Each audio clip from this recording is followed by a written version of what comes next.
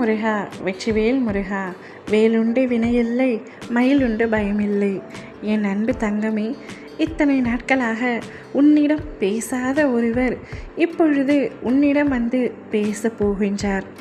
யாரப்பா அவர் என்றுதானே கேட்கின்றாய்? சொல்கிறேன், இதை முழுமையாக கேள் தங்கமே. நீ விரும்பும் நபர், நீ நேசிக்கும் நபர், ஆனால் காலத்தின் கட்டாயத்தால் அவரை இப்பொழுது நீ பிரிந்து விட்டாயே தவிர ஒரு நாளும் அவரை நீ மறந்து விடவில்லை. என்னிடம் நீ தினமும் கேட்கின்ற ஒரே கேள்வி, உண்மையாக நேசிக்கும் அன்பை நீங்கள் சேர்த்து வைப்பீர்கள் என்று சொன்னீர்களே, பின்பு எதற்காக எங்களை பிரித்து வைத்தீர்கள் என்று.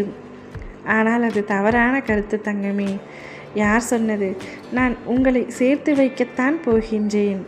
உன்னுடைய பாசம் அவருக்கு இத்தனை நாட்களாக புரியாமல் இருந்தது. இப்பொழுது உன்னுடைய உண்மையான அன்பினை அவர் புரிந்து கொண்டு மீண்டும் உன்னிடமே வந்து சேரப்போகின்றார்.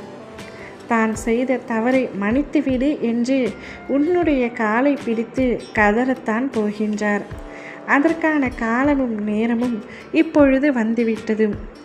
மற்றவர்களின் பேச்சை கேட்டு ஆடிக்கொண்டிருந்த உன்னுடைய துணை இப்பொழுது உன்னுடைய உண்மையான அன்பை புரிந்து கொண்டார்.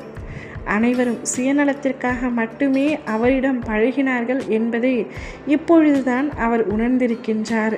யார் இல்லாமலும் வாழ்ந்திட முடியும், ஆனால் நீ இல்லாமல் வாழ முடியாது என்பதனை அவர் காலம் கடந்த பின்பு உணர்ந்துள்ளார்.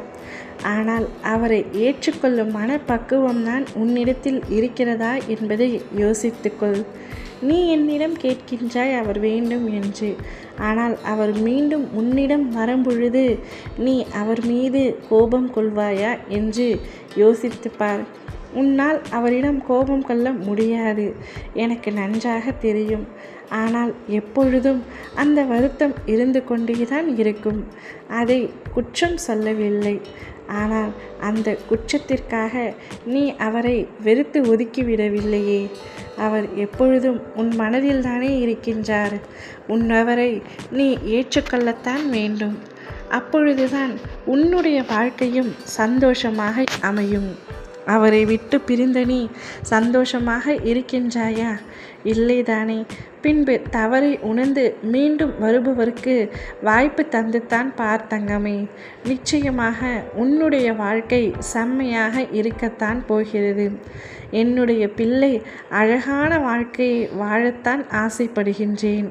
நீ நிச்சயமாக அப்பேற்பட்ட வாழ்க்கையை உனக்கு பிடித்த உன் துணையுடன் நிச்சயமாக வாழ்வாய்.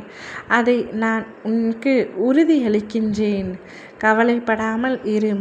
உன்னை அழைத்து அவர் பேசுவார், பின்பு உன்னிடமே வந்து சேருவார்.